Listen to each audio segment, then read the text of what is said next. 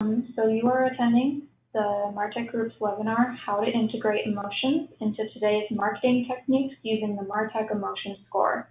In a moment, I'll introduce our speaker, Chuck Bean, but first, please feel free to submit any questions to us either via email or if you want to type them into the question box on your GoToWebinar dashboard. With that, I will turn it over to Chuck. Go ahead and dive in, as we intentionally don't want these to be too long-winded. We want to kind of get in and out of your day and provide some valuable content for you on how emotions can be integrated into the various techniques that you may be using today as consumer insights and market research professionals. So what we're going to do is we're going to spend just a very short amount of time, some introductory slides on collecting and characterizing emotion data. Stuff that's probably a review for many of you. Most of the folks on the line today have had either an in-person introduction, have used emotion intelligence, or have had a phone call with us to review. So some of it's highlight reel. And we really want to get to the example at the end that we feel is it answers the key question we get all the time around emotions and emotion intelligence, which is great concept, love the idea of integrating emotions, but how and where do I do it? What are the applications? When should I use this? And so the example we've got today, which is a healthcare example, will show you that and is an example that we've used repeatedly for many clients.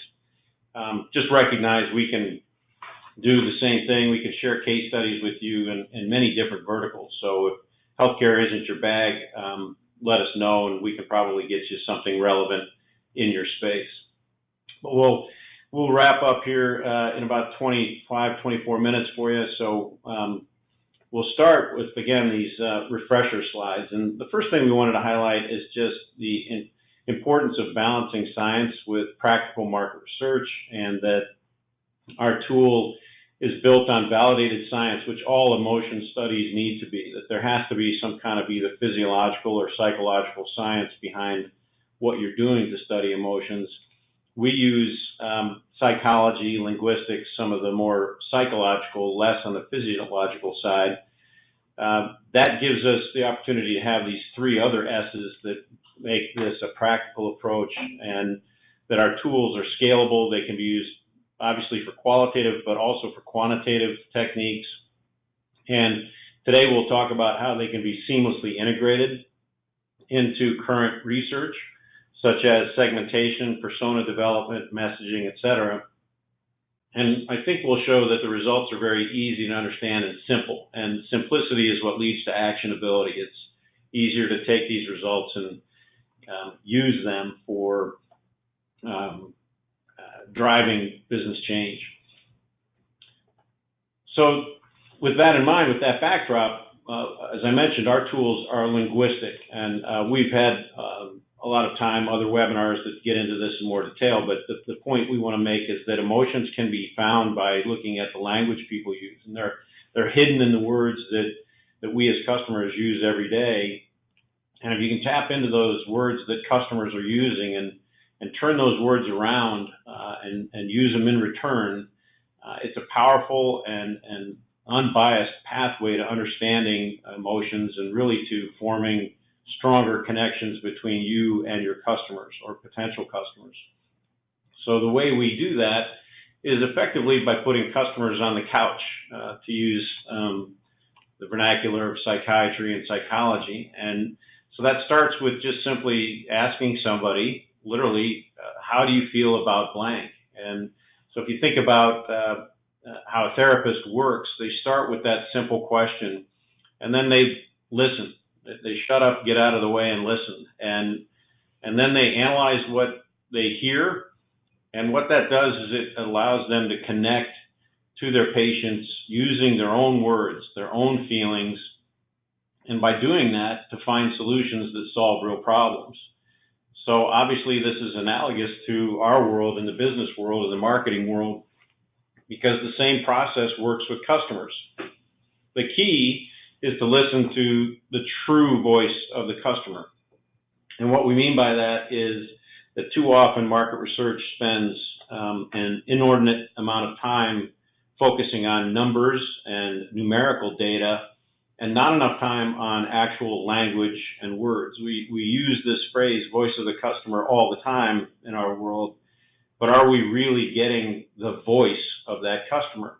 And if we can do that, if we can focus on what they're actually saying, those words, that leads to greater resonance between them and us. And equally important, it avoids dissonance and avoids those misses, those times when you're saying something and wondering why aren't they hearing it the way I had hoped.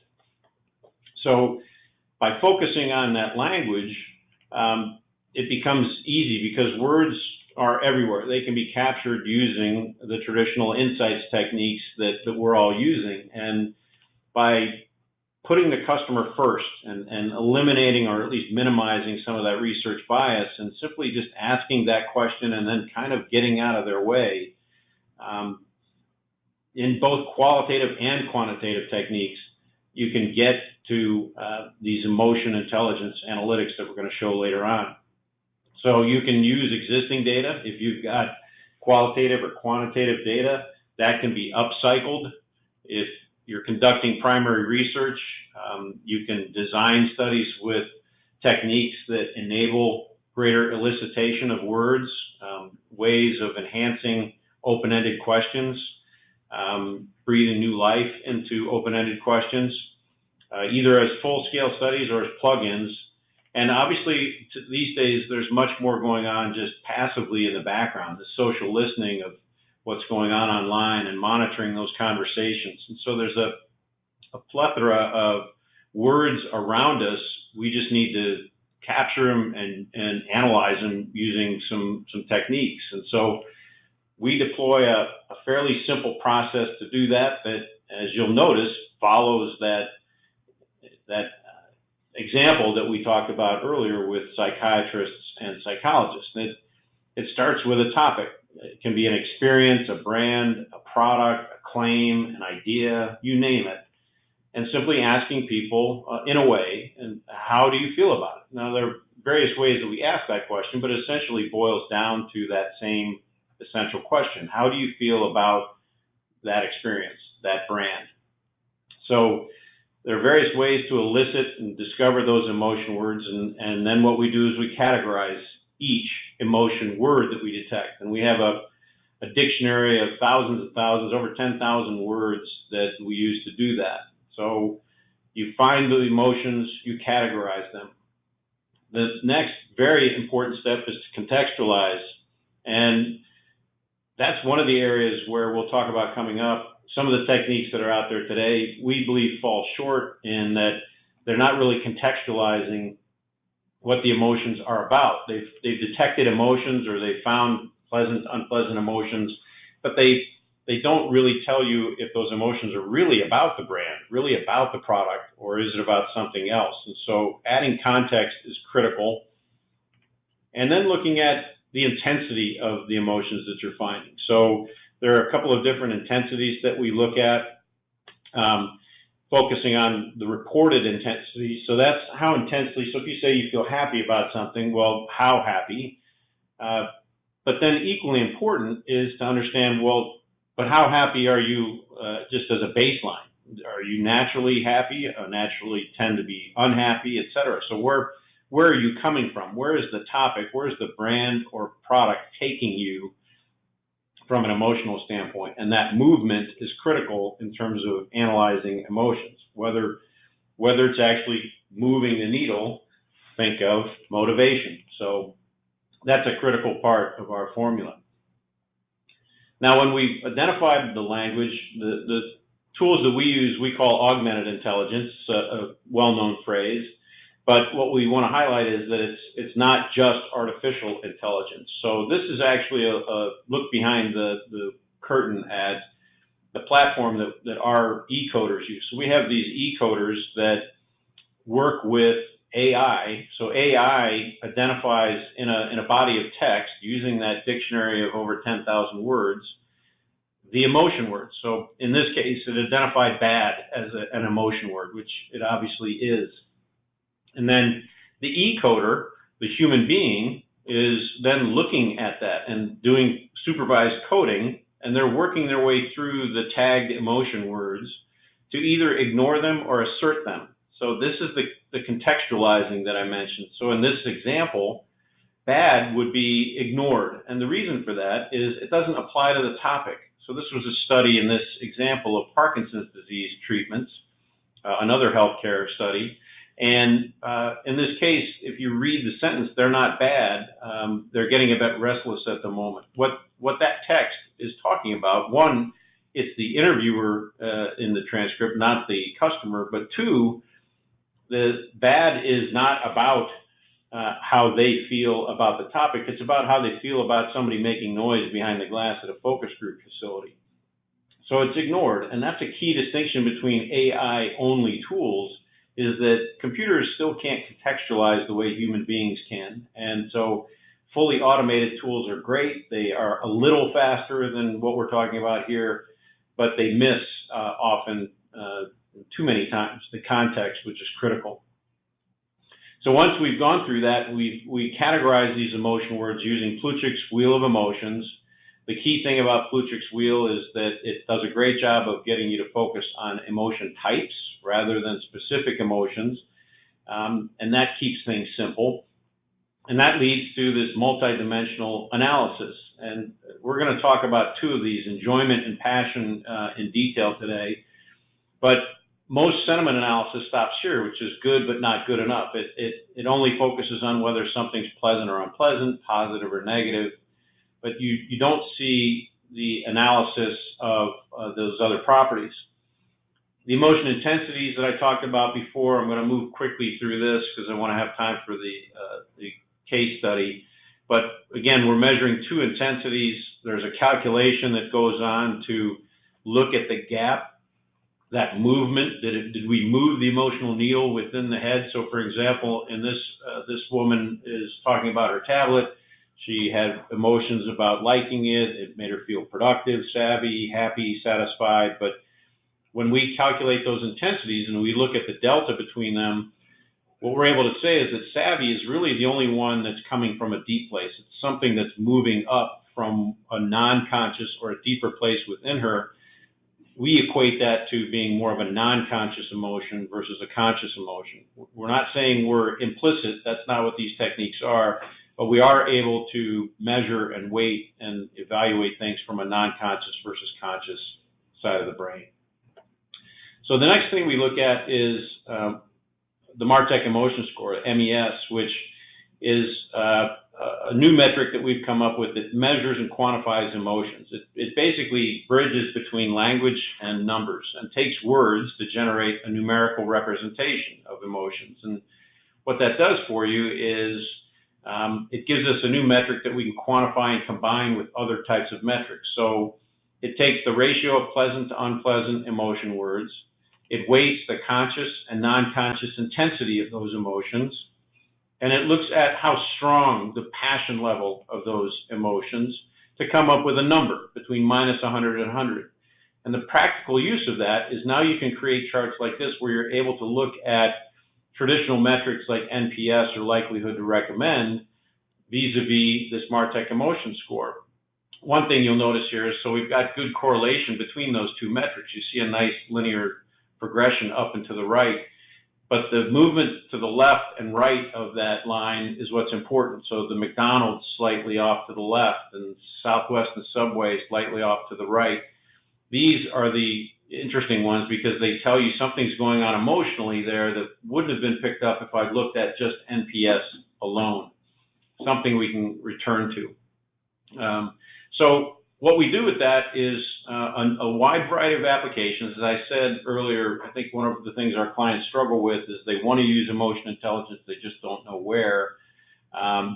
We're going to focus on segmentation, personas, and messaging today using a healthcare example. So let's get into that a little bit. So this was a study that was actually done for a client of ours focused in the bioscience and looking at nutritional and healthcare supplements. And what we did for them was we designed some research to the sort of early stage innovation, segmentation, and messaging all blended together. And So we looked at and designed a process for looking at patients with a certain disease state. We wanted to understand their emotional journey, how it impacts their life.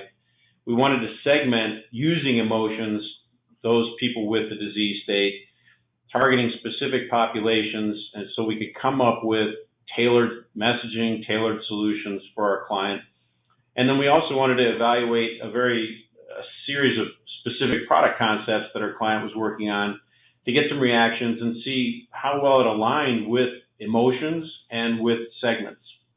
So what we actually did was we had 200 respondents complete a 4-day online bulletin board. You see here there were about 6 different activities going on. There was some blending of image and words, so collage journeying and some letter writing exercises. So it was a pretty robust approach to getting at these patients and understanding them in a more granular way. And at the end of it, we were able to look at their journey. And so at first diagnosis, their emotions, you can see represented in this word cloud, basically could be summed up as the feeling of why me. You see confused, angry, worried.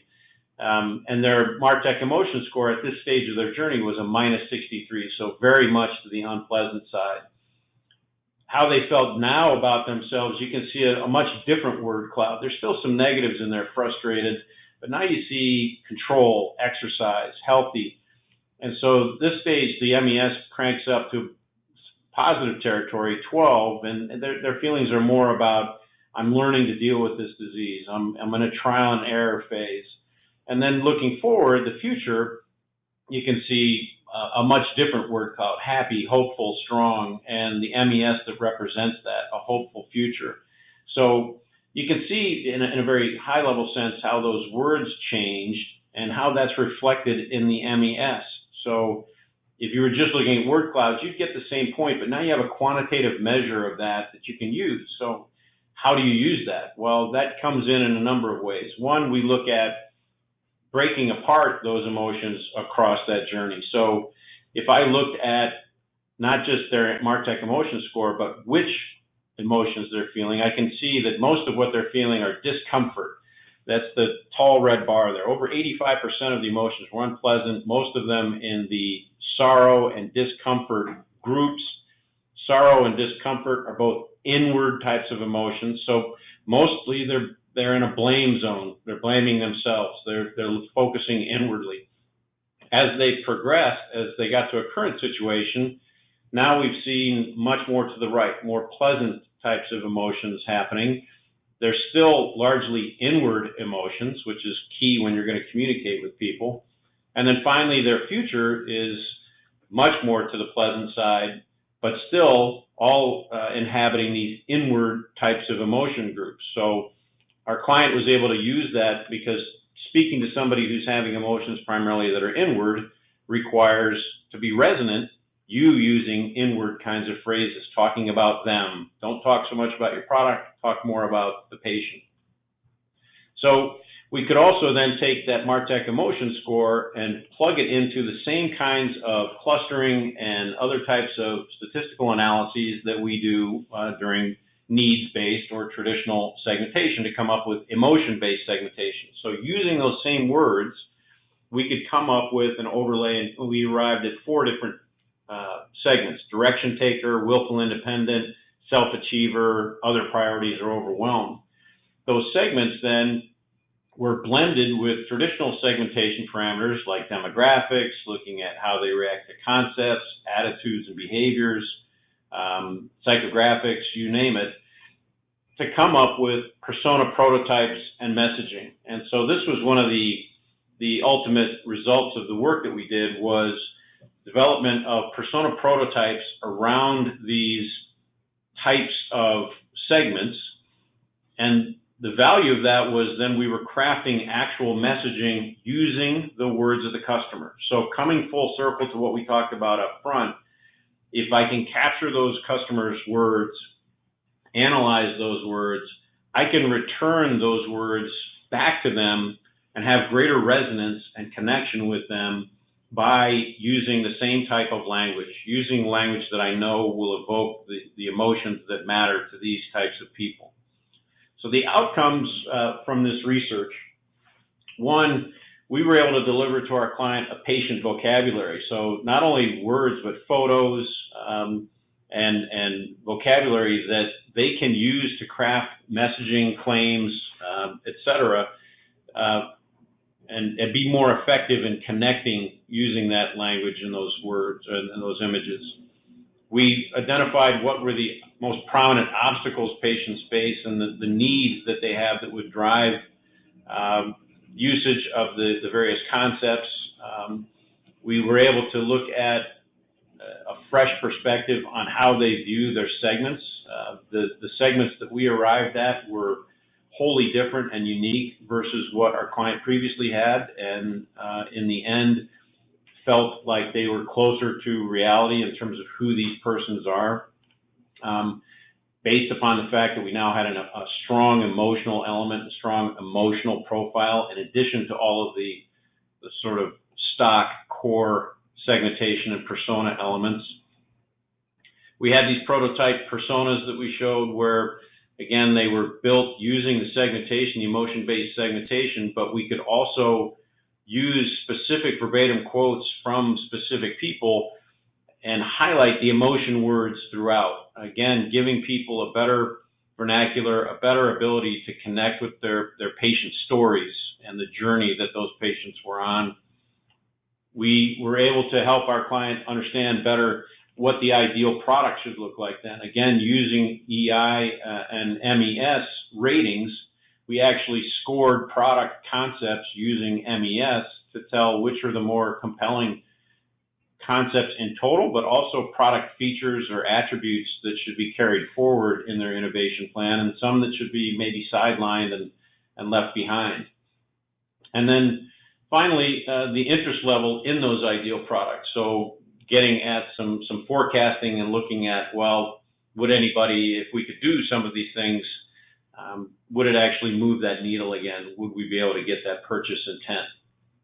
So to wrap up quickly, and I know we've been moving quickly through this, and we want to certainly hear from you with any additional questions, and also provide any further examples of what we're talking about here. But there's a need to listen to the true voice of your customers if you want to understand emotions, and that it's really, I think, understated how valuable it is just listening to people again. And we're in a research environment these days where speed is of the essence. Surveys are conducted online. Length of survey is critical. Open-ended questions get sidelined far too often, in our opinion. Don't ditch those open ends. Enhance them. Find better ways. We can help with better ways to get that true voice of your customers out so you can understand it. Once you have it, you can then discover the emotions that are laying there right before you, that are hidden in those words, and that may be sitting in your files, in existing data, or in questions you're already planning to ask. So there are tools available now that allow you to sort of supercharge what's already in your hands. Use augmented intelligence. AI is great, but if you don't have a human being working with it, you're going to miss something. And in this world, we feel you're going to miss context. That's really what compromises quality with most of the pure AI techniques, is that you get something back that really wasn't contextualized and wasn't looking at the topic, the brand, the experience, the product. MES, we believe, provides a bridge to integrating seamlessly with things like segmentation analyses, persona development, areas where you need to combine words and numbers. It's always still going to be part science, part art, working with personas and sort of taking segmentation data and creating personas. But MES can help you get from A to B in a more simplistic way. And then it just enables that integration with those traditional analyses. So it really is much easier to plug in emotion analysis, emotion intelligence to the types of things that you're already doing, whether that be segmentation or persona development like we've talked about here, or claims testing, brand tracking, you name it. And so hopefully this helps provide some context to you in terms of how you can use emotions intelligence. Again, we'd love to hear from you guys with questions, and love to provide any additional information, and hopefully we'll get you to tune in for our next webinar down the road as we just continue to share content and share our knowledge about emotions. So with that, we want to thank you very much. I think, as Ali said, all of you who have attended will be getting sent a recording of the webinar, and we thank you very much for attending. Okay, thank you, Chuck, for your time, and thank you everyone for attending and learning more about the MarTech Emotion Score. Again, if you have any questions, please feel free to send Chuck an email. His email address is up on your screen, or type a question in the question box. We will be looking at those to make sure we didn't miss any there. So with that, I'll say goodbye.